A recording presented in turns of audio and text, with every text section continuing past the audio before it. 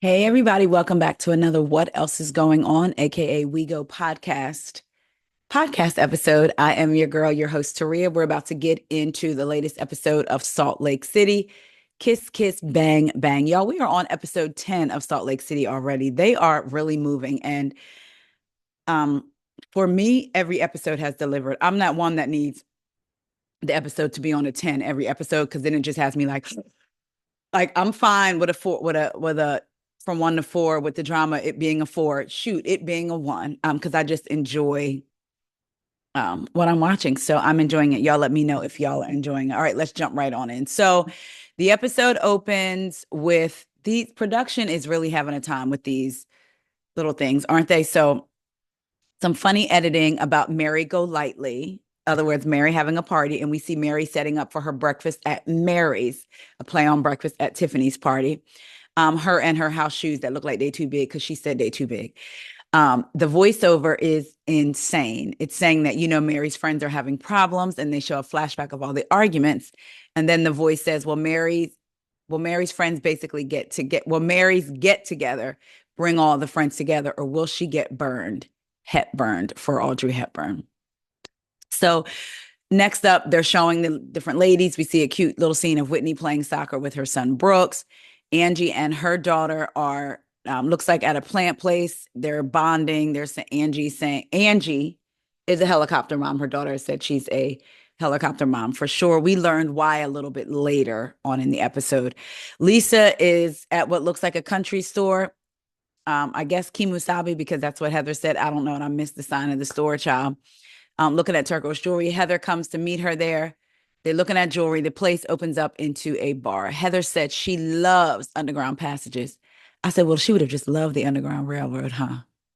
Hmm. Um, y'all, Heather is back and she was not missed for me. The 2 episodes where she wasn't in it, didn't even notice and was fine. Um, so one of the hats the bartenders has on has a raccoon penis. Moving on. Lisa tells Heather, I missed you on the trip. Like I didn't like being there without you. Heather said, I've never felt excluded like that. Lisa said, I felt like super bad for me. Now, even though I don't see it for Heather, never have, Heather is saying, I felt excluded, right? Whether we feel like I'll tell you why. I'll tell you why later why I feel like this is really bothering Heather. But those are Heather's feelings, right? And you telling your feelings to your friend. You guys went on a trip and I was excluded. And she says, I felt bad for me. Lisa felt bad for herself because she was in that position. Girl, get out of here. Anyway, she said, we heard a totally different story from Bronwin. Heather says, about what? Why I wasn't there. Lisa said, why you weren't there. Heather says, and what did she say? Um, Lisa says she was saying she really wishes you were there and she invited you to her home and you said she was venomous and it didn't go well. And when you left, she was in tears. Lisa said, I feel like it made things really uncomfortable, especially when I called you from the hot tub. Yeah, really? Duh. Bronwyn came out and was basically livid. Um, so then Heather tried to flip it and says, so like basically put a pin in that. She was upset that you called me but then she's crying. She said she was crying because I didn't come on the trip. So I see what Heather's trying to do. She's trying to say if she was so upset and crying after our meeting, then why wasn't I on the trip? Because she was upset that you called me. Like, girl, Heather, we're not falling for it. Um, Lisa said, it didn't make any sense to me. I was so shocked that Bronwyn had such a big reaction. Heather said she's confusing, and that means nothing she says tracks. Lisa tells Heather how after they left the hot tub scene, when her and Bronwyn got into it, Todd told them that if Lisa doesn't fix things with Bronwyn, then you guys need to go. So they show a flashback of John having that conversation with Lisa. Heather says, like, leave the girls' trip to go to the airport. Um, they wanted you to do that. And Heather's trying to add fuel, of course, to the fire. Lisa said, I don't think I could have done anything right unless I was against you. If I'm not against you, I'm against her. Lisa is purposely, I was going to say she's purposely being obtuse, but I don't know if it's on purpose. Um, yeah, it's probably not on purpose. So they cheers. Oh, wait, let me go. No, we're going to get back to that. So now we're with Todd and Bronwyn at the house. They're outside. Looks like they're on their deck of their patio. Bronwyn says, "What's going on?" And Todd says, "You tell me." So Bronwyn says, "I walked away from the trip feeling some kind of way about what's going on with Lisa and I." Todd says, "The 10 years we've been together, I've never seen you act the way you acted this weekend. I know we've known Lisa and John for a long time, but for you to sit in a hot tub and scream back and forth with her, it's ridiculous." Bronwyn says, "You thought I was screaming?" He says, "I don't think you were screaming. I was there in the pool, remember?" They show a flashback. Todd says, "And what did you get accomplished?" "Nothing." And Bronwyn says, "Nothing." Todd says, "You ruined a perfectly nice afternoon." So Bronwyn is like, "Wait, you think I ruined it?" He said, "That's what I think." She says, "Okay." He said, "I guess you did what you thought was right. I've just never seen you act that way. And frankly, it's not very becoming of you." Bronwyn says, "You don't see why it goes all the way, like how they all yell at each other, call each other dumb itches, and scream and yell." And Bronwyn was like, "I don't know how to interact in that scenario." I think what Bronwyn was trying to say was that you don't see how it goes on TV, on the show. This is how it goes on the show. I think that's what she was trying to say. Todd says, leave with your dignity. So in her confessional, Bronwyn says, Todd's approval means a lot to me. Actually, Todd's approval means everything to me. So they're not, she's not only missing the mark but she's on a totally different page from the mark. She said, "This is incredibly hard for me to hear." Back in the scene, Bronwyn says, "My feelings are hurt, Todd." He says, "I understand." She says, "But right now, I'm more disappointed in myself because you're embarrassed by my behavior, you know?" Todd says, "It's sucking you into this sewer that they live in." I said, "Oh, not the sewer they live in, child. A sewer of bullish. Um, and you just got to step out of it. I've never seen you react that way. And frankly, friends shouldn't bring out the worst in you. In real life, you're right. But on these shows, Bronwyn in her confessional says, "Todd is not interested in this ever, but I am really processing that Lisa's friendship is either not what I thought it was, or it's not going to be what I want it to be. And Todd doesn't like me to publicly show my emotions. But if we're really going to go all the way, Todd doesn't want me to privately show them either." Whew. So Bronwyn says to Todd, "I'm seeing them at this brunch. Like I'm going to be at this brunch with all of them. It feels like a lot for me to go in knowing that Heather's upset with me. Lisa and I ended in a weird spot." Todd said, "Maybe it's time to cowboy up, as they say, and change." A lot of people had a lot of things to say about this scene. Todd is this, Todd is that, blah, blah, blah, blah, blah, blah. I'm going to be honest. I don't dislike him even after this scene. Do I think the way he comes off can be very fatherly almost, if you will? I'm going to say yes. I also believe that he's still not in his mind thinking we're filming a show. I think he's thinking this show is supposed to be about your real life. In your real life, Bronwyn, you would never react this way. So why are you letting them make you react like that now? When with her, she's like, that's the way they communicate on the show. I really truly believe he thinks they're supposed to be really filming real life, even if the real life is boring in quotes. And you would never ever react this way. I really think that's what he's thinking. Look, can it come off a little harsh or hard? Yes, absolutely. Or like he's her father. I'm your father. Is that Luke Skywalker? Somebody, child. Anyway, or Luke Skywalker's daddy. Anyway, I do believe that's what he's trying to say. And I'm not saying I agree with his tone because I don't, because tone is everything. My mom used to always tell me, you can say whatever you want to say. It's how you say it. Now, I had a black mama, so I really couldn't. I mean, I could, and sometimes did. That was another issue. But you know what I mean. But she would say basically the message is you could say what you want, but it's not what you say, it's how you say it. So I think Todd's tone is a little, but I also think Bronwyn doesn't always just sit there like that either. I don't know. I'm just not willing to write the whole marriage off.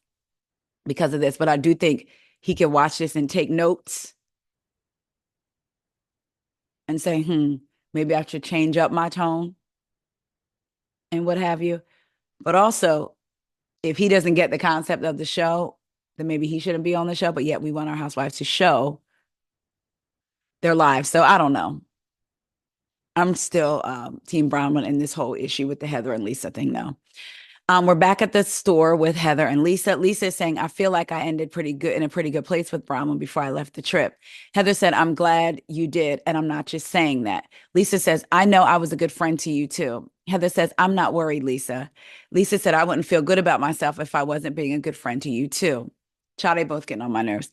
In her confessional, Lisa has the absolute, I don't even want to say unmitigated gall, but delusion, saying, I don't want to be in the middle of Bronwyn and Heather, but Bronwyn put me in that position when she kept wanting me to speak for Heather. And like, I'm glad that Bronwyn and I got to a better place before we left Palm Springs.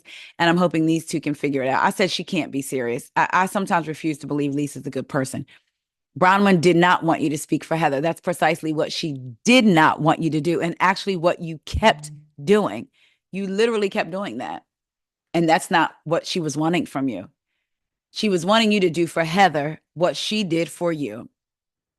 When Angie and Whitney was talking bad about Lisa on that walk they did before the trip, she said, I have not experienced, I understand basically that's how you feel, but I have not experienced Lisa like that. She wanted you to say those same things to Heather. Now, if she didn't feel that way, she should have been straight up and told Bronwyn that. I mean, it was her last day when they talked, so she could have very easily told her the truth. But we know that most of these ladies don't do that on this franchise. Anyway, Heather says she can't come into this group of girls where we are foxhole friends. We've been through the fire together, and I'm in a great place with you all. Lisa is like, I don't think she understands that. And Heather's like, that's fine. I'll teach her. Girl, you can't even be direct with her. What are you teaching her? I, and that's why I know what the problem is with Heather in regard to Bronwyn. We'll get into that later because she says, I'll teach her. Almost like she tried to take Monica under her wing, right? Except for Bronwyn is not checking for being under somebody's wing, being someone's puppet or being someone's like, she don't have a mind of her own. Bronwyn is very much, I'm going to be direct to you. Lisa says that's fair. And they cheers. So Angie's at home. I always want to say her name the way Mary and sometimes Meredith says Angie. Angie's at home and she's fixing dinner with her for her and her father. He comes over and they basically talk about her growing up without a mom. And for a long time, she was angry with her mom, wondering why her mom couldn't look at the kids she had and get herself together. Her mom passed away when she was 8, and her mom was self-medicating with alcohol before she passed. So Angie says she runs herself ragged, trying to basically be everything for Electra, be there, dote on Electra, let her know how much her mother loves her. She said her last couple of years of her mom's life, now mind you, she was 8 when her mom passed. Her last couple of years of her mom's life made her feel like she was on her own. And that's why she goes so hard for Electra.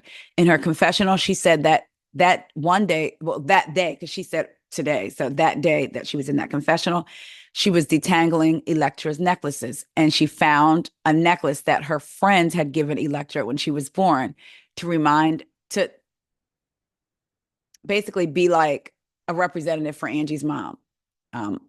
It was the letter G. I believe Angie's mom's name was Georgia, I think. And she said when she looked at it, she had no emotion. And this is a special gift to my daughter. It was supposed to basically represent her mom, and there she was, empty when she saw it. Angie's feeling guilty because of the emotions that she has around her mom. She was angry at her mom for a long time, and I think she felt guilt for that. But her and her dad talk it out. They hug, and she realizes, it's okay to say that out loud. We're back at Mary's house getting ready for breakfast at Mary's, and everyone has a beautiful Tiffany blue. It looks, I don't know if it's a planner or something, but it looks really beautiful. Everyone has one and their name on the card. Bronwyn arrives first. Bronwyn arrives looking like Audrey Hepburn. She tells the bartender it's awkward to be the first one. And she says, maybe I'll take a drink just so I have something to do with my hands. In her confessional, Bronwyn says, typically I arrive fashionably, but not disrespectfully late to events.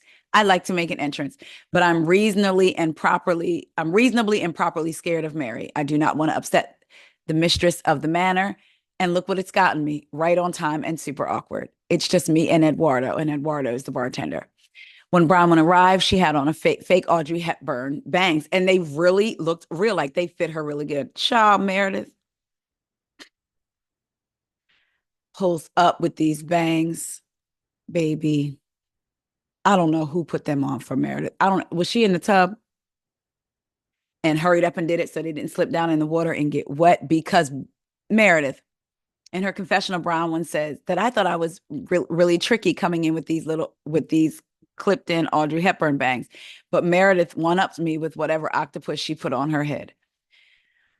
She says, they're there. It's a choice. Bronwyn asked Meredith what she's been up to, and Meredith says she's been busy with work.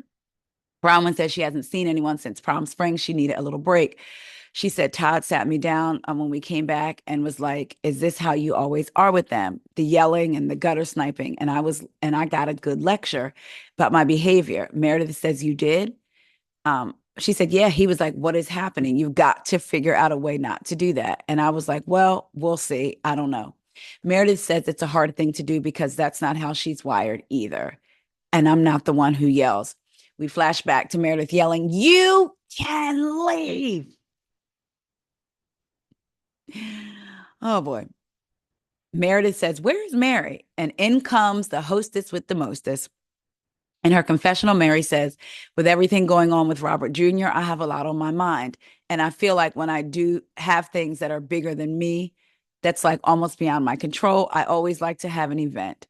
And then that's my way to escape. Like I feel like it leads me in the right direction. The three of the ladies cheers, and then Lisa arrives in a Tiffany blue jumpsuit. Mary mentions the bangs to Meredith, like, oh, you and your Audrey Hepburn bangs. Meredith says, I did some clip-ins, and Mary says, I know. In her confessional, Mary said, I always say, like, anybody can buy fashion, but you cannot buy style. Style is in your DNA. And I loved Audrey Hepburn. Her hairstyle was amazing. I wanted to bring that out of these women, like, show me your style. And what does Lisa do? Goes in and buys my same exact outfit. It's embarrassing. Lisa then says, basically, she was at a runway show, saw the jumpsuit on the runway, and says, Mary probably bought hers off, all the rack at Bergdorf's, but I saw it first. But baby, you don't say that you bought it directly off the run. Like, did you buy it directly from, like, when did you buy it? Whitney arrives and she's cute. I love a headband, especially with a bob. I used to wear headbands all the time. As a matter of fact, saw one at Target that I need to pick up before it's gone. Yeah, Whitney was cute. Y'all, when I was watching this episode, taking notes, I literally have in my notes, Whitney was cute. And then I paused because I said, it's been 10 episodes. And I think in maybe 7 of them, I've complimented Whitney. Now, I've also read her, especially that first episode, second episode, like, girl. But I have I've given her something, very much something. I said, am I turning the corner on what? No, before I finish the thought, nope, I'm not. I'm not. She just looks nice. Whitney tells Mary the house is gorgeous, and Mary tells Whitney she looks good. She says, you look beautiful. Oh my gosh. In her confessional, Whitney says, I kind of assume we'd all look the same because, I mean, when you think of Audrey Hepburn breakfast at Tiffany's, you think of the classic black dress and the gloves and the bun. But I just put my own little flair on it with my headband because my nightmare is showing up looking like Mary. Angie then arrives in her black dress and black gloves. She's beautiful. She says, it smells like Mary's beautiful perfume in here. Angie says hello to everyone. And she says, I brought you a gift, Mary. And they're Tiffany blue roses. They're really pretty. Heather arrives and Mary says, Miss Heather Gay, how are you? How are you, darling? Heather has on a turtleneck. Almost past her neck. Heather gives a hug and a kiss to everyone but Bronwyn. Mary says, did you not kiss Bronwyn? Heather says, no. Mary said, okay. Heather says, did she want a kiss? And blows her, a kiss and rolls her eyes. I said, now, Heather, you ain't fooling me with this tough girl act because you wouldn't be direct with Bronwyn. You would have really gagged her if you said, like Miss Tiffany Pollard, hello, good morning, good morning, good morning. You can choke, good morning. You would have gagged her. Anyway, um, so they all join Mary in the other room where the table is set. They're all telling Mary how beautiful it is, which it is. Angie says, I'm not going to lie. I'm a little shocked to see this tag here, and it's for Brittany. Angie says, wow. Mary says, well, I invited her because I want her to know I'm not poor. They do a flashback to when Brittany and Mary first met in the first episode. And based on what she said, Brittany thought Mary was poor growing up. So Angie says, I think the Versace plates will say I'm not poor. Mary says it's called Russian Dream, the collection. Angie says, do you know Abraham Lincoln had plates with the Greek key on it? They were like Versace. Mary said, who? I love when Mary either says, who is that? But she said, who? Angie goes, Abraham Lincoln. Heather says, first of all, how did Abraham Lincoln get Versace plates? Angie says it was his wedding china and they were pink and they had a Greek key around them. Lisa says, but I don't think Versace was around when Abraham Lincoln was. In her confessional, Heather says, Abraham Lincoln and Johnny Versace lived 100 years apart. There's no way that Versace was chilling with Abraham Lincoln. And if they had, Versace would have helped Lincoln with his wardrobe. I'll have to say, Heather, I do agree with you on that. Angie said, let's Google it. In her confessional, Heather said, this is not something that we need to Google. Again, Heather, I agree. Brittany arrives and Mary rolls her eyes. All the ladies are saying hi to Brittany. Brittany goes over to hug Mary. Mary says, I didn't think you were going to come. She says, I'm sorry I'm late. The best comes last. Child Mary said, I don't know about that, but thank you. Brittany says, I love Audrey Hepburn. And Meredith said, I was just thinking, like, did Mary send you a different invitation? Because they were looking at, because Brittany came in with nothing like Audrey Hepburn. I mean, Lisa didn't either. She did come in Tiffany Blue, though. So maybe that was one of the things, either come like Audrey Hepburn or in Tiffany Blue. So I'll give her that. But Brittany did not look anything like a lunch at nowhere, not a lunch at Mary / lunch at Tiffany's. So Meredith said, I was just thinking, like, did Mary send you a different invitation? Mary said, no, she got the same one. So Mary stood up and wanted to do a cheers. She said, thank you all for coming to my home. Thank you for all coming in the themed of, reading it like Mary said it. Thank you for all coming in the themed of Audrey Hepburn that we all love, I'm sure. And I just want to say cheers to friendship. We're still here. We're still here. They all cheers. She says, I love that, everyone. Heather says, here you go. Heather says, Mary, thank you for the invite. I love that. Everyone here has been included, and I think it's important. So, of course, we all know she's talking about Bronwyn not inviting her. She said, which we know did not happen for the Palm Desert trip. And she kind of looks over in Bronwyn's direction. And she said, so thank you for the invite and thank you for including everyone. I appreciate it. In her confessional, Heather said, this is breakfast at Tiffany's party. And I've decided to serve. And I don't know if she said ish or what, but she said she was serving right out of the gate. So Mary says, I would love for you guys to enjoy Meredith's caviar. It's like a starter. Meredith says, today it's the Kaluga. Last time they had the Osetra. Whitney says, Mary, do you mind if we break bread? Mary said, let's break bread. Whitney says, this is my favorite bread sauce. So Bronwyn says, Angie, do you want some bread? You want some bread? Do you want some bread, doll?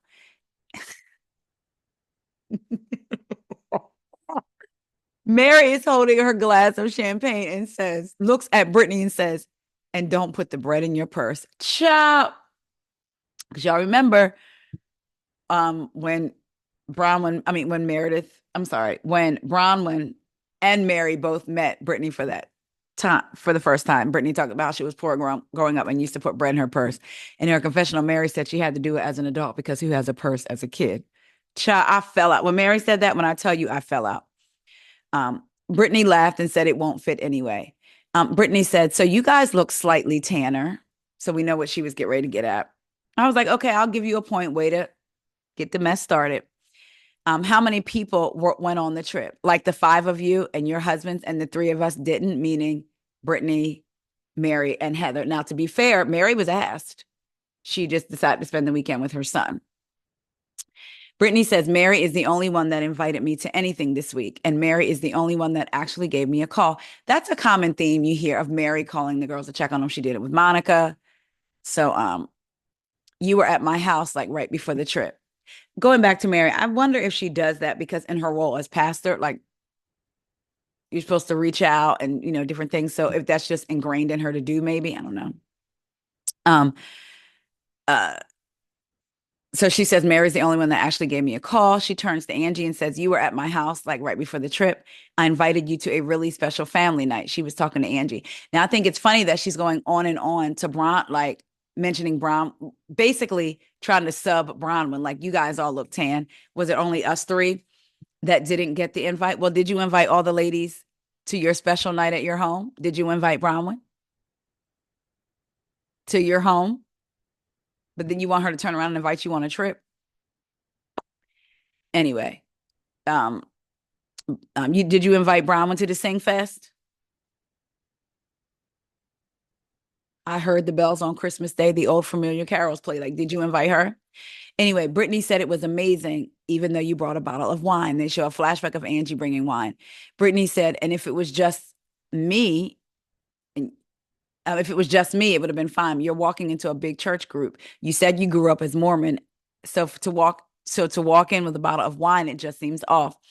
Whitney said, Brittany, what's with the bottle of wine? You're drinking champagne right now. Brittany says, yeah, but that's for me. I wouldn't drink in front of my church group. Like to walk into a church. Angie says, you're doing three guys and you drink and you're claiming to be some total Mormon. Brittany says, I'm not doing three guys. And Lisa says, wow. Child. So Bronwyn also is like, and Mary too, like, wow, when Angie said you're doing three guys. They show a flashback to Angie and Brittany out, and Brittany says her and Jared are good, but she's getting closer to Aaron.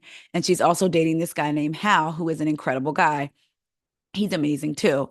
And in that scene, Angie says, wow, hey, date on. Date don't always mean doing and sleeping with, okay? I tell my children, date.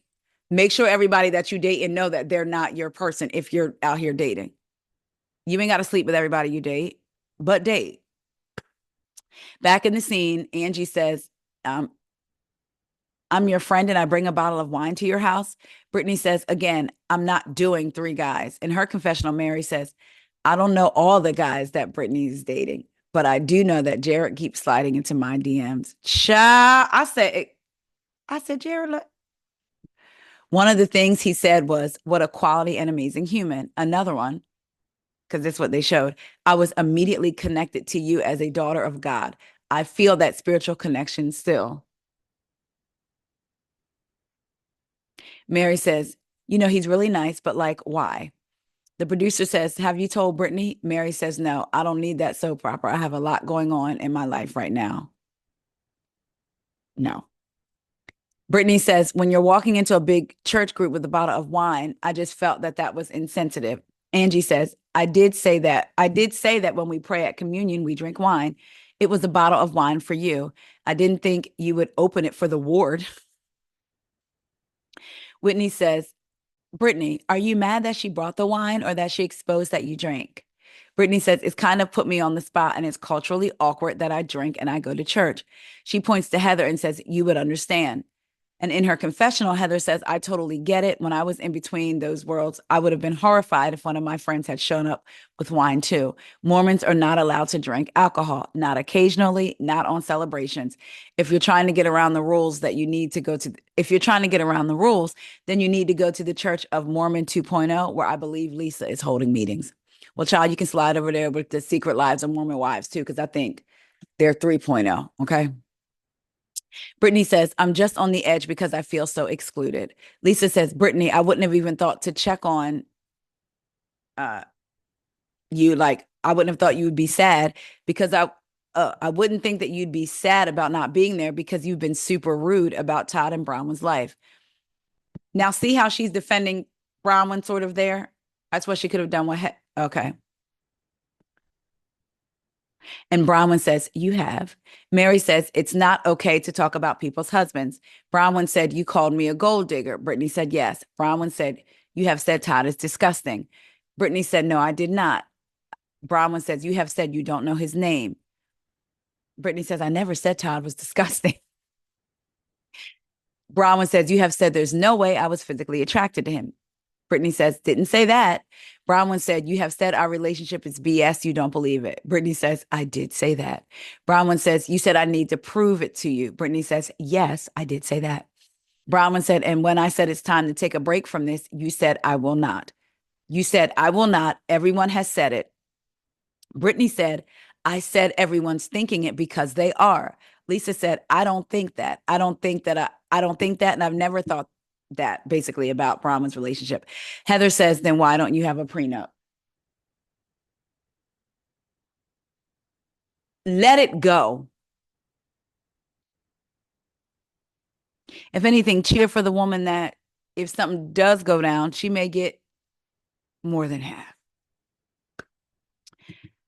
Bronwyn said, you got to take a break off the prenup, Heather. You really do. You want to keep knocking on that door. You're not going to like it when I open it. Child, Heather says, open the door. I said, snatch the door open. I'm kicking the door, waving the 4-4. Oh, you want, okay, here we go. Here, girl. Oh, in her confessional, Heather says, I just, anyone who in this state, in her confessional, Heather says, anyone in this stage of our lives to get into any marriage without a prenup, if you have reasonable assets to protect, I will get a prenup before I F anybody at this point. In her confessional, Bronwyn says, I don't need to prove my situation to Heather. But what I think is really interesting is that the first place her brain jumps to was, what do I get out of my marriage to Todd? And what would I get out of the end of my marriage to Todd? So I don't know who that makes a gold digger. Bronwyn says, it doesn't matter if I have a prenup. The fact that you don't know, this is what she's saying to Heather, the fact that you don't know my husband and you have opined multiple times on what he should and should not have done blows my mind. Heather says, oh, opine multiple times. Pray tell, Shakespeare.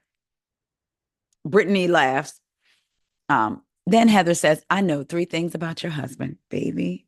I know that he doesn't have a prenup with you. I know that he collects Starbucks mugs. They flash back to Heather at Bronwyn's house, and Bronwyn showing Heather that Todd collects Starbucks mugs. Side note, I collect mugs, love mugs. I love mugs so much.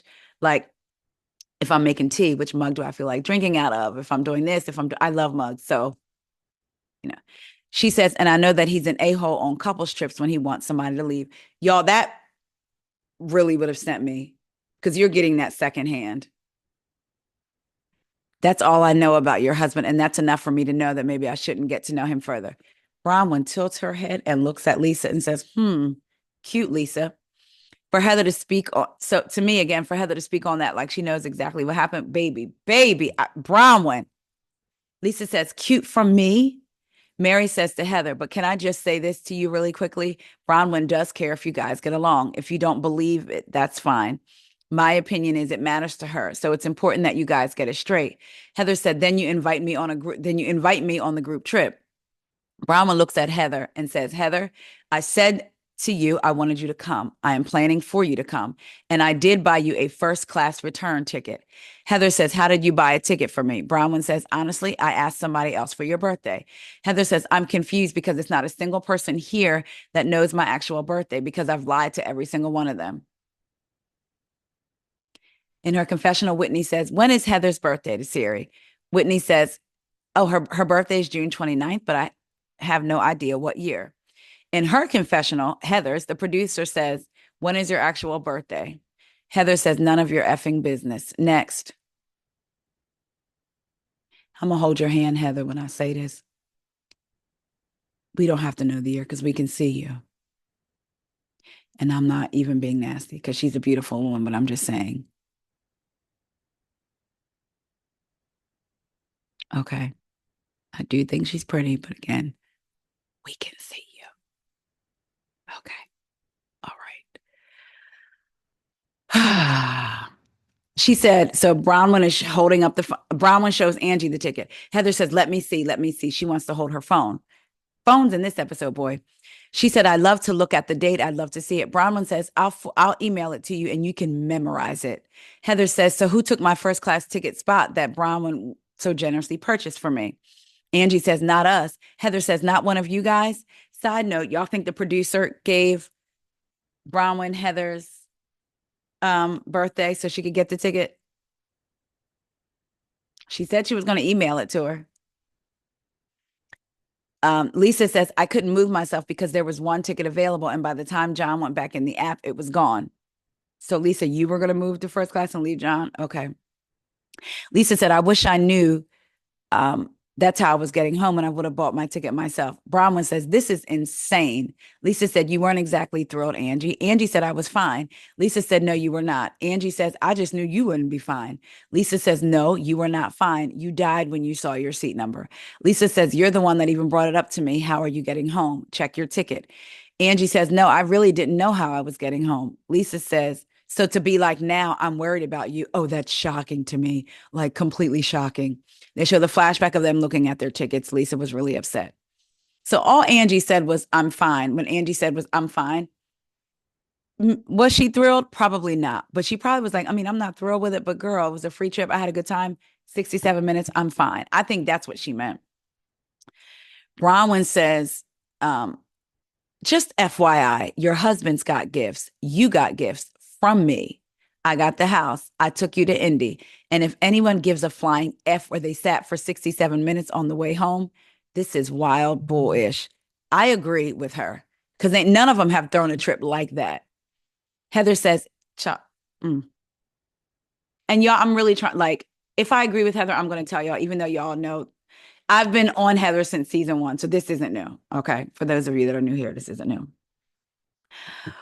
Heather says, if it doesn't matter where you sit for 67 minutes, why did you book yourself and your husband first class and then the rest of them coach? Bronwyn said, because it was my God credit card. I said, boom, because it was my card that was paying for everybody. I'll book a seat on the moon with my credit card if I want and have all y'all riding the Greyhound bus if I want. How dare you? Bronwyn said, so I put myself where I wanted to be. Child, Heather shut right up.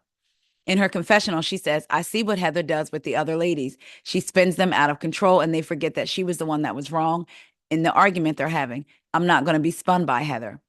Bronwyn said, it doesn't matter. So in the scene, she says, it doesn't matter what I say to Heather. She's going to say, oh, there's another problem. There's no getting through a problem with you. She's saying now to Heather, because once I say, I actually was trying to invite you.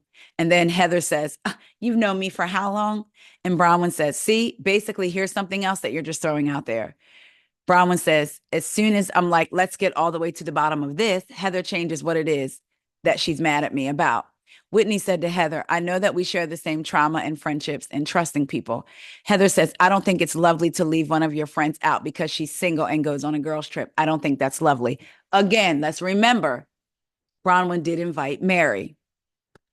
Whitney says, but can I say she gave you a chance? Heather says, I know I'm coming on strong, Whitney, because I know I'm coming on strong at her because I'm angry. I know that I'm coming hard at Bronwyn. I know all this because I'm very hurt. I said, girl. Bronwyn said, at this point, Heather, I'm still opening to getting to know you, I think. I'm still open to getting to know you. I think you have a very wrong opinion of who I am. And I wanted to show you that differently on the trip. And we didn't get there. But there is a part of me that feels like it's not just me in this situation. I'm glad, as for as much as I wanted her to use her words to wear Heather out, if she decided to go this route and say, listen, I'm going to be the bigger person, listen, I wanted you to come on the trip, blah, blah, blah. But I like how she still said, I still don't think it's just me, though. It's not just me. So I don't think,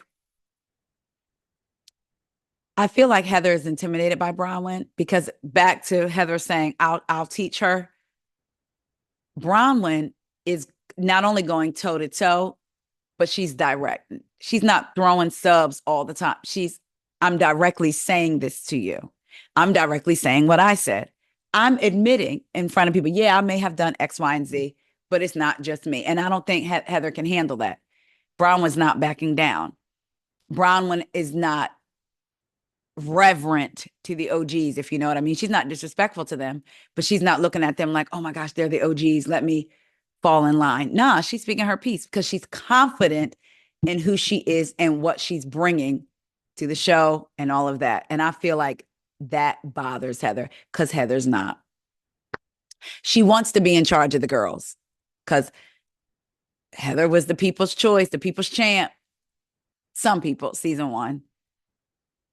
And now she thinks she or wants to run the girls, and it's like, she's friends with Lisa. You know what I'm saying? She got in with the cool girl, that she thinks is the cool girl, and Bronwyn is like, no, I'm not. I'm cool with saying what I need to say. So I think Heather was not expecting Bronwyn to not really invite her.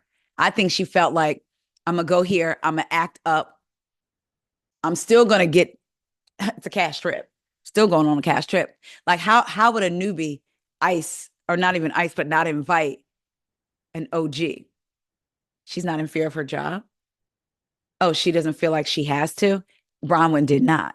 And I love that about Bronwyn. She was like, care if it's the OG or not. I invited you here. We didn't piece it up, so you ain't going. So I think that threw Heather off her square a lot. So let me see. Wait, where's my, y'all bear with me, but okay. So Heather says, I'm fiercely defensive of my friendships. They're the family that has replaced the family I lost, and we have a very dysfunctional, complicated relationship that I don't expect you to understand. You know what I'm tired of? On this show, I mean, on these shows, and even in real life, people normalizing dysfunction. I'm not saying dysfunction doesn't happen. Of course, like we all have that. But I'm saying it's normal, like, oh, we're just one big dysfunctional happy family. No, I don't want to be that. I don't want to be that. Anyway, and I know it's not easy, but there are steps you can take to remove the dysfunction. And I mean, even just take the show out of it, because people say that all the time. Oh, we're just a big dysfunctional friend group. No, ma'am, I don't want to be a part of that. Anyway, let's stop normalizing dysfunction. So anyway, Heather says, so I'm very cautious of new people coming into this group. And now you can see how this is incredibly disruptive for me. Like I have people that love me and have my back universally in horrible situations. And to be left out like that hurt my feelings. And I'm going to process that. I'm sorry that it's coming off so mean to you. I will take you at face value that you wanted me there. I'm sure you didn't want this type of disruption in your life, and I'm sorry for that. I would be absolutely open to clean slate and moving forward. Bronwyn says, okay. They cheers. Heather's like, eye contact, eye contact. Lisa says, yay. Lisa says, now no more side eyes at me. Slow blink. In her confessional, Heather says, Bronwyn and I have clearly got off to a terrible start, but so did me and Lisa. They flash back to Lisa and Heather arguing about the thumbs up. She said, and now look at us. So, I mean, I don't know what the future holds for us, but I am hopeful that we can put this behind us and just start fresh. I think that's because, again, she knows Bronwyn ain't scared. And like Bronwyn's going to be here. So, child, Brittany says, this is not cool, and stands up and says, you guys, seriously, what about me? Mary said, oh, Lord, have mercy. Bronwyn says, get this woman a puppy. She needs unconditional love from somewhere. Brittany says, now there's this big kumbaya moment over the table. Angie says, you're feeling left out. And Brittany says, so seriously, I'm so sick of this. I would love to have a sit down. I would love to have the same kind of kumbaya. Child, when I tell you Mary came through, Mary says, well, we're sitting down and you have the floor. Lisa said, Brittany, if you wanted to have your kumbaya moment, you could say, I'm sorry. I said, you know what, Lisa? Because I had almost forgot that the reason her and Bronwyn were like that is because of, the questioning about Todd and what have you, what have you. That may not be the sole reason, but they just had this back and forth. So Lisa came right in with a word. I said, okay, Lisa. So Brittany says, I'm sorry. I officially apologize for those mean things I said about you and your husband. Child, Bronwyn says, okay, because everybody told you had to move on, or because you really feel that way. And child put some food in her mouth. Brittany says, no, because I really feel that way. Bronwyn says, okay. I'm glad I'm having Brittany say this. Okay. Oh, Brittany says, I'm glad I'm having this conversation. I actually really needed this. They must have cut something out. That's what it felt like to me. Mary says, okay, so maybe we can invite Brittany in better because she's been trying to come into something that's not even really fixed. I said, come on, Mary, with the clarity. And then we can grow together because that is the reason why you're here. Whatever each other's saying, listen to them. Just listen. Stop talking at them and listen to them. And just listen and let them get it out, work it out and get over it. And let's move on from this day forward. Looks like the ladies agree. But Meredith says, oh, so then Whitney says, I'm not sorry. Angie says, with that being said, basically, I want to talk to Meredith. Meredith says, I'm sure she does. And the way she laughed. Meredith, oh my God. Heather says, we need an Eduardo wine refill for this round. I was like, I'm with you, Heather. Mary says, okay, come on, let's go. Angie says, I want to move forward with you, but I'm having some unresolved feelings since Palm Springs with this whole podcast thing with Sean. Meredith said, all I did was try to deal with an unresolved issue that had never been addressed before. Angie said, okay. Meredith says, and I just wanted to just feel a level of resolve because this is about my child. And if someone worked, and if if it was concerning Electra, I know you would feel the same. The problem for me came in that you started going backwards into all of this stuff, and I don't want to go backwards. If you want to go backwards, it's not going to be pretty for anybody. Angie says, is that a threat? Meredith said, didn't I just say I don't want to do that? Lisa said, you did. Angie says, but we're not talking about going back. We're talking about going forward. Meredith says, that's what I'm saying. I said, Lord, this is like who's on first. And I don't want to do that. Whitney's looking at Meredith like she's crazy. Whitney says, a threat is if you say, if you want to go there, I'll bring up the past. That's a threat, Meredith. Meredith said, I said, if you want to go backwards, we can do that because you're asking to do it, but I don't want to. Angie said, you said it. Are you kidding me? Meredith said, that's not a threat. Oh my gosh, I can't talk. I can't talk. Angie said, you said if you want to go backwards, we can go backwards. Ooh, child. Meredith said, yeah, but I don't want to, is what I just said. Angie said, I do feel like it's just continued. I think we're moving forward. I think you like Sean. I think I like Seth. I think you and I get along, and then something comes up. And I think it got misconstrued. And I think what my husband was trying to say was, you throwing out, do you want me to go there with the husband? Like I can make threats about your husband. It didn't land well. And then we got a lot of support from the LGBTQ plus community that didn't like what you were throwing out there. Child Meredith says, okay, I'm going to cut this off right now because you can sit there, but I will cut this off. Angie says, you're going to listen. In her confessional, Angie says, Meredith alluded to rumors that my husband was gay. She got trolled like hell online and tried to backpedal. I would never talk about someone's sexuality because my son is gay. But you did, because that's what Meredith said. Angie saying, but you did. Neither of these topics would have been brought up had she not opened her mouth. Meredith says in the scene, Angie, I'm tired of this. You have a consistent habit of deny, deny, deny. Angie stood up and says, I'm current. Meredith has her phone in her hand, waves it and says, you say my husband didn't say these things. Let's be abundantly clear. Do you want to go there? We can go there. Here we go. So she starts playing the podcast that Sean was on, and she's holding it across the table so Whitney can hear. It's not in Whitney's face. She's just holding it, like this. She got the phone, for those of y'all watching, holding it across the table.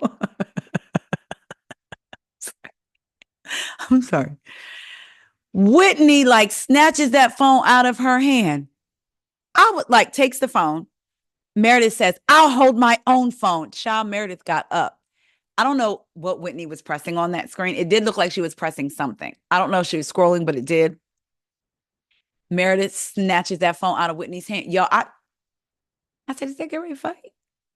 Meredith snatched that phone. Meredith says, I will take my own phone. She snatches the phone and tells Whitney, stop scrolling on my phone. Whitney says, there's no scrolling. I was turning up the volume. I said, now, Whitney, you didn't even say, can I see it to turn it up or can you turn it up? She just took it out of Meredith's hand. Meredith says, I turned it up. don't grab my phone. Whitney says, well, then don't put it in my face. In her confessional, Whitney has on what looks like fake, supposed to be Meredith's fake bangs, and starts mocking Meredith. How dare you? How dare you? Oh my gosh. Angie says, Meredith's pulling up all your videos. Meredith, you're hateful. You're miserable. You live life to try to expose people because you're miserable. Meredith yells, stop. Mary stands up and yells to Angie, stop. Then she yells, Meredith. Then she yells, Angie, stop. So she's trying to tell Meredith and Angie to stop because they're yelling. She starts to say, if you're not going to listen to me, and then she looks over at Angie and goes, Angie. So she yelled at Angie too. Mary says, if you're not going to listen to me, then get out of my house. She was looking in Meredith's direction. Meredith says, I will. Mary says, I'm talking. Okay. Meredith says, I will. Thank you. I was asked to leave, so I will leave. Mary said, no, I was not. I said, if you're not going to listen to me, you know I'm not going to say that. Like, basically, Meredith, you know I'm not telling you to get out of my house. She says, Meredith said, did you not just tell me to get out of your house? Mary says, I said, if you're not going to listen to me, you know I'm not going to say that. You're screaming at her, meaning telling Meredith, you're screaming at Angie. I said, if you're not going to listen, let me talk. Mary says, let's just go to the other room. I have a surprise. I believe Meredith is saying that Angie's denying something, and Angie says she didn't deny anything. I didn't deny anything. It's current. Mary says, you know good and well I didn't put you out, Meredith. Don't do that. Meredith says, yes, I am. Meredith says, you're going. Yes, I am. Mary says, you're going to leave. Meredith gives Mary a hug and a kiss on the cheek and says, I love you. Mary said, this is not love, not leaving. Meredith says, I truly do love you, but I'm hurt and I need to process. Mary says to Meredith, I'm not deep enough to get this straight. You're just going to leave me. Meredith is saying, I'm sorry, you hurt me. I got completely attacked for the 8,000th time in this group. And she starts crying. I'm sorry. She says, I have to go. I have to go. Angie says, well, good. You got that out. As Meredith is walking away, and Meredith yells back, you and Angie have had a field day with ripping me apart. Continue and have fun. I'll give you free reign. Meredith, so Mary says, don't you dare talk about me and Angie. Angie says, you know when she walks, when it gets tough. In her confessional, Mary says, it's like, thank you, Lord. She took them bangs with her. This was Audrey Hepburn, not the Flintstones. And the episode ends. Does not end on a to be continued, which makes me think that we're not going to be back. Are we going to see what else went on at the lunch or no? Because it didn't say to be continued. Anyway, y'all, this was a good episode. I thoroughly enjoyed myself. Y'all let me know if y'all enjoyed it. Are y'all enjoying Salt Lake City thus far? Did y'all miss Heather when she was gone? And are you glad that she is back? Y'all let me know. Talk to y'all later. See ya.